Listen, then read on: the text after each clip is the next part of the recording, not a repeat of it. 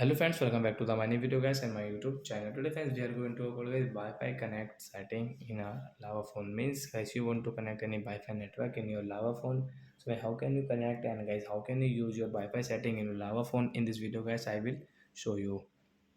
So first of all guys, you will have to click on your phone setting. So I open your phone setting to connect your Wi-Fi network.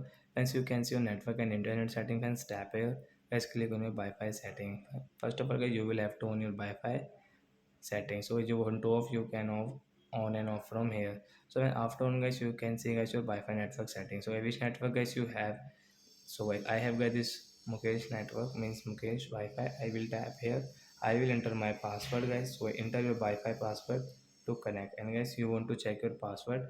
Friends, you can check from here. Friends, you can see connect option guys, right side, tap here to connect your Wi-Fi network. After 3 and 4 seconds guys, you can see Wi-Fi network will connect in our lava phone. Then guys, we can use your Wi-Fi network.